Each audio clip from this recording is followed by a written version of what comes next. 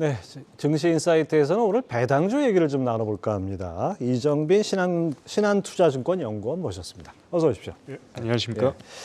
자, 흔히 이제 배당주 연말이면 이제 관심이 높아지지 않습니까? 근데 이제 약간 격언 비슷하게 길거리에 붕어빵이 보이면 배당주를 사라 뭐 이런 얘기 있잖아요. 예. 올해 배당주는 어떤가요? 예, 올해 배당주 성과가 나쁘지가 않습니다. 일단 그 연초 대비 누적 수익률 관점에서 배당주가 시장을 상회하는 그런 이제 초과 수익을 기록했고요. 아무래도 하락장이다 보니까 가격 변동성이 상대적으로 작은 배당주가 아웃퍼폼할 수 있지 않았나 이렇게 해석을 하고 있습니다. 자, 그런데 또 좀 약간 의아한 것이 네. 금리가 높아지면 사실 배당주는 배당 수익률을 보고 들어가는 건데 예, 맞습니다. 금리가 높아지니까 사실 그게 좀 약간 메리트가 적지 않나 하는데 오히려 배당주가 시장 평균보다 높았다. 네. 이건 약간 어떻게 해석을 해야 될까요? 예, 사실 이제 자산군별로 봤을 때는 예금 금리가 높은 상황에서 배당주를 사지는 않을 것 같습니다. 그렇죠. 그렇지만 주식이라는 자산군 안에서 이걸 이제 두 가지 측면으로 접근을 해볼 수 있을 것 같은데요. 배당주의 매력은 첫째 이제 가격 방어, 두 번째 배당 수익률입니다. 네. 그래서 주식 자체에서는 변동성이 워낙 크다 보니까 주식 안에서 상대적으로 주가 변동성이 낮은 곳으로 이제 자금이 이동하게 되어 있거든요. 그래서 이제 변동성을 제어하는 역할을 하는 배당주의 인기가 상대적으로 많았던 거고요.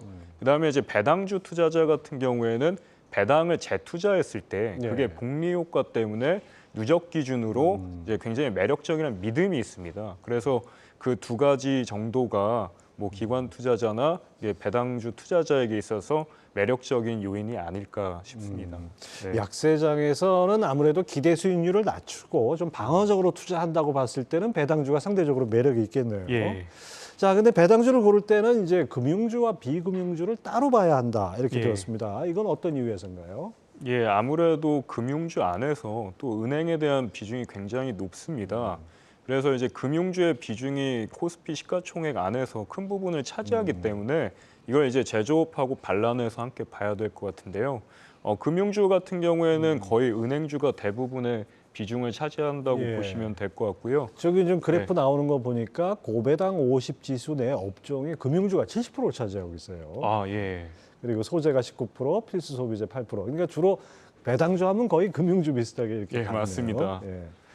그래서 이런 부분을 발라서 제조업단에서도 뭐 필수 소비재나 통신, 유틸리티 이렇게 브렉다운해서 나눠서 접근을 해봐야 될 것 같고요. 근데 이제 아이러니하게도 연초 대비로는 비금융주가 오히려 성과가 상대적으로는 좀 더 괜찮았었습니다. 그렇게 된 배경에는 하락장에서 이제 방어주가 많거든요. 필수 소비재 하면은 이제 저배타 성격의 방어주다 보니까 뭐 이렇게 주가 변동성을 좀 제어하는 측면에서 이제 방어주 좀 아웃퍼폼했던 경향이 있고요. 은행주는 상반기 때 상대적으로 괜찮았었는데 네. 하반기에 뭐 2차 전지라든지 이런 일부 압축적 성장주가 올라오면서 상대적으로 이제 주가 모멘텀이 굉장히 슬로우해졌습니다. 그래서 약간 좀 그 금융주 측면에서는 희석된 그 배당주의 매력이 희석된 부분이 존재를 하고 있습니다. 사실 뭐 금융주라고 하지만 뭐 은행주라고 봐야겠죠. 근데 예, 은행주는 재작년인가요? 금융당국이 배당 자제 권고를 해가지고 좀 약간 배당주 매력이 떨어졌었는데 네. 이번에는 좀 분위기가 어떻습니까? 이번에는 좀 분위기가 나쁘지가 않은데요. 왜냐하면 은행 지주들도 ESG를 굉장히 신경을 많이 쓰고 있습니다. 예. 그래서 ESG 점수를 잘 받기 위해서는 배당 성향이라든지 배당 수익률 관리를 철저히 해야 되는 부분이 있거든요. 그래서 지금 ESG 안에서 은행 업종이 굉장히 좋은 점수를 받고 있는데요. 이러한 배경에는 높은 이 배당 성향과 배당 수익률이 존재한다 이렇게 말씀드릴 수가 있습니다. 예. 그 ESG 관련해서 특별히 이번에 올해 주목받을 만한 기업들이 있었어요. 예, 아무래도 네이버인데요. 네이버 같은 경우는 잉여 현금 흐름의 상당 부분을 주주 재원으로 활용을 하고 있습니다. 총 프리 캐시 플로우의 30%를 네. 이제 배당으로 지급하겠다 공표를 하기도 했었고요. 이러한 부분이 이 뭐 네이버나 카카오의 소프트웨어 업종의 ESG 점수 상향 요인으로 작용하기도 했습니다.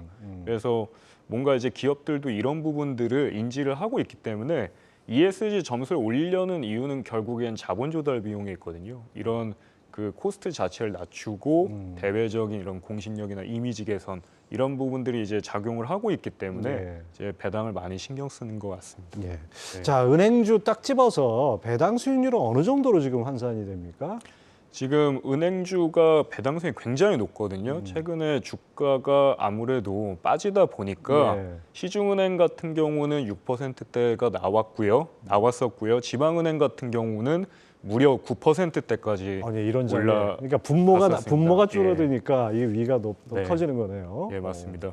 사실 뭐 분기 배당이나 이런 것들을 제외하고 본다고 하더라도 이제 실질적으로 한 4, 5% 정도가 되거든요. 그래서 굉장히 높은 배당 수익률이고 이런 부분들은 사실 이제 뭐 예금 금리가 이렇게 높은 상황에서 뭐 이제 좀 뭐 예금 금리보다는 낮을 수 있지만 실질적으로는 그래도 이제 어떻게 금융자산의 주가의 턴어라운드를 내년 정도 기대하고 있지 않습니까? 네. 그러면은 이제 주가 상승률에다가 배당 수익률까지 감안했을 때 배당주의 매력적인 투자안이 되지 않을까 그렇게 생각을 하고 있습니다. 6에서 9% 수익을 낸다면 네. 뭐 저라도 가입하고 싶습니다. 예. 자, 연구원님 리포트를 보니까 연말에는 대형주와 배당주가 좋고 네. 그다음 1월에는 중소형주가 좋다 이렇게 예. 하셨는데 그 이유가 뭡니까? 예, 12월 말에는 항상 배당락일이 포함이 되어 있습니다. 이번 배당락은 12월 28일 수요일이고요. 보통 배당락일 전까지 이 주식을 들고 있어야 배당 명부에 확정이 되거든요.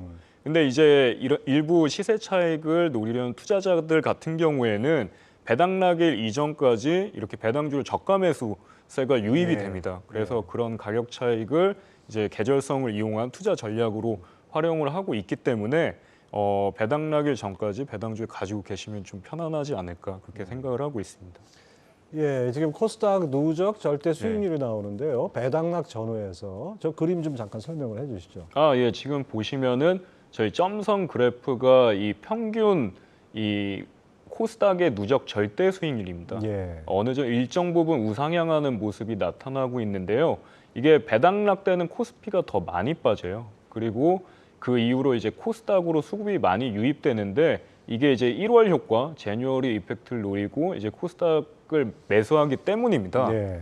그래서 1월에는 이제 뭐 JP 모건 이 바이오 컨퍼런스라든지 바이오 행사들이 굉장히 많습니다. 예.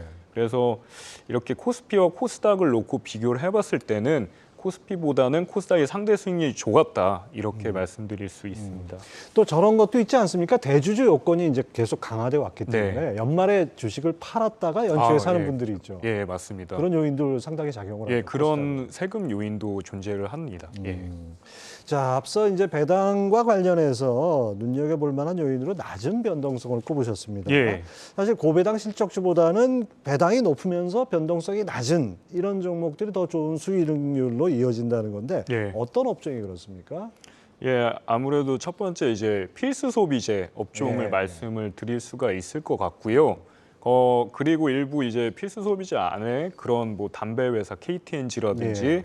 뭐 그런 배당 수익률도 높고 주가 변동성이 굉장히 낮았었습니다. 그래서 올해 연초 대비 지금까지의 이게 수익률의 키는 낮은 주가 변동성이었고요.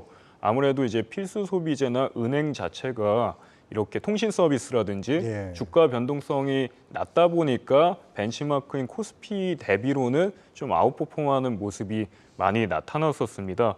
근데 이제 제가 퀀트 분석을 하다 보니까 아무래도 배당하고 실적하고 같이 엮어서 분석을 해보기도 하고 이제 배당하고 저변동성이라는 팩터와도 네. 넣고 이제 분석을 해봤는데 그 올해 같은 경우에는 저변동성이 좀 더 이제 수익률과 연결될 수 있었던 팩터였습니다. 장이 약세니까 그렇죠. 예, 장이 약세니까 예, 그렇습니다.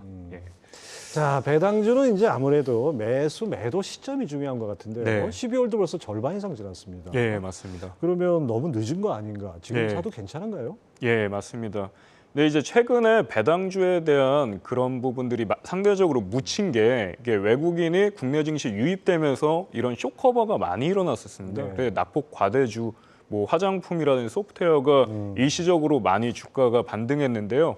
그러다 보니까 배당주가 상대적으로 묻힌 경향이 나타나고 있는데 저희가 해석했을 때 이런 쇼커버링 수급 이슈는 일시적이라고 판단을 하고 네. 있고 배당락일 이전까지는 이제 얼마 남지 않은 기간이지만 28일 이전까지는 그래도 그 시장 대비 알파를 만들어낼 수 있는 기간이다. 예. 왜냐하면 그 12월에는 배당락일 전까지 배당주가 이제 아웃퍼폼을 했었던 그런 이제 계절성이 많이 나타났기 때문에 남은 2주 동안은 이제 변동성을 줄이고 배당주로 유입되는 수급 플레이를 해보는 게 어떨까 그렇게 오히려 생각을 지금이 하고 적기라는 말씀이죠. 예, 맞습니다. 예.